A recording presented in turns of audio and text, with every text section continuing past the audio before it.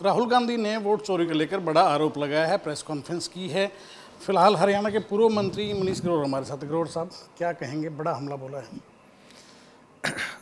राहुल गांधी, जो मैं समझता हूँ जिस तरह का वो देश की जनता का जो अपना विश्वास खो चुके हैं, और उसके बाद उस तरह की जिस तरह की उसकी हालत है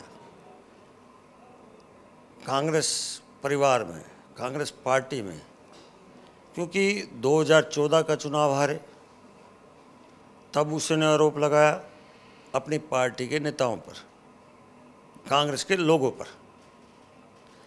फिर दूसरी बार श्री नरेंद्र मोदी जी 303 सीटें लेकर आए, उस समय और आरोप लगाया ईडी और सीबीआई से मोदी जी ने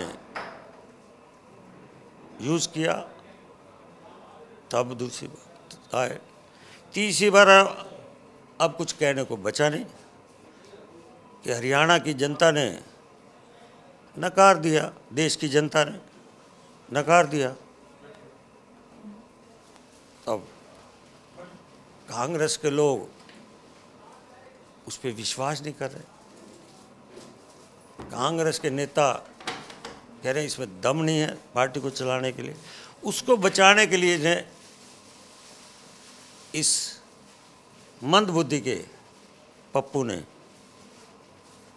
गुमराह करना चालू कर दिया कि किस तरह मैं अपनी कांग्रेस पार्टी में अपनी इज्जत बचा लूं, अपनी नेतागिरी बचा लूं, क्योंकि बिहार का रिजल्ट आने वाला है, जिस बिहार के अंदर इन्हें यात्रा की वोट चोरी की,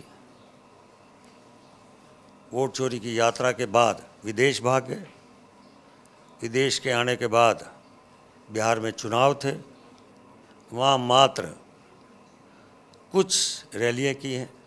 राष्ट्रीय अध्यक्ष ने कांग्रेस के एक रैली की है, प्रियंका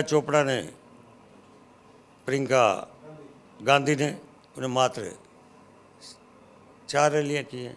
इसलिए बिहार की जनता नकार दिया। उसे लगा कि 14 तारीख को कांग्रेस वहाँ 0 पे आने वाली है, एनडीए की सरकार बनने जा रही है।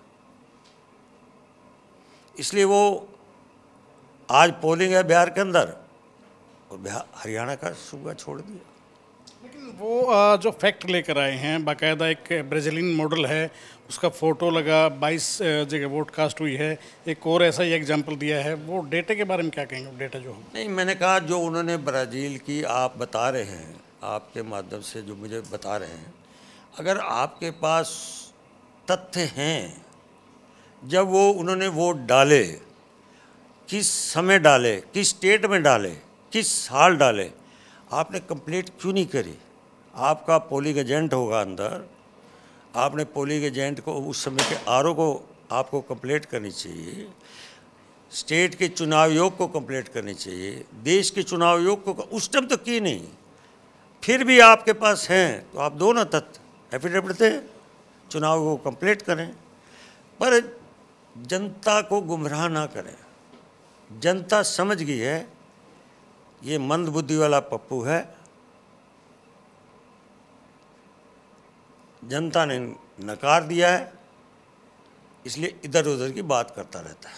आप तथ्यों का जिक्र कर रहे हैं, लेकिन दूसरी तरफ से उनका कहना है कि मैं फैक्ट पे ही बात कर रहा हूं और इसको एनालाइज करने में इतना वक्त लगा है क्योंकि डेटा नहीं मिल पाया था।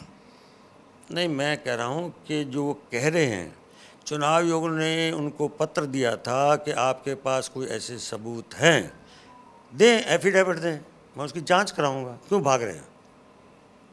भाग रहे, कह कर भागना ये तरीका ठीक नहीं। जो डेटा वो लेकर आए हैं, प्रेस कॉन्फ्रेंस की है, जो आप प्रेजेंट की सारी चीज़ें, क्या आप उसे विश्वसनीय नहीं मानते हैं?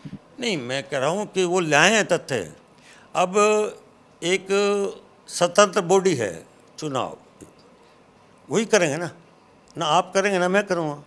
आपके माध्यम से बात हम पहुँचाएंगे देश के पास, जनता के पास, पर फैसला कौन करेगा?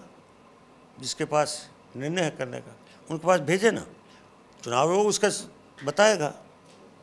अब आप बताओगे नहीं, प्रेस में करके भाग जाओगे, ये तो कोई बात नहीं। उनका कहना है कि देश के सामने मैंने फैक्ट रख दिए हैं, अब जिम्मेदारी देश की है। अब नहीं, प्रेस के सामने रख दिए तो प्रेस वाले जाएंगे कि आप उसकी बात लेकर चुनाव के बाद का कौन जाएगा? आप तो जाने से रहे, या उनका नेता जाए या उनका वकील जाए, कोई तो जाए, चुनाव आयोग के सामने पेश होगा। बोलने से बात थोड़ा चले, झूठ बोल रहा है। मैंने कहा कि 2014-2024 में जिस तरह के वो चुनाव हार है, वर्तमान की जो स्थिति बन रही है बिहार के अंदर, अब उसको लगा है कि कांग्रेस में भगदड़ होने वाली है, वो इसलिए चोरी के आरोप लगा रहा है, और इसलिए आज वो कांग्रेस से भागने वाला है और कांग्रेस के लोग इसको भगाने वाले हैं। नेता प्रतिपक्ष को आप पप्पू कह रहे हैं?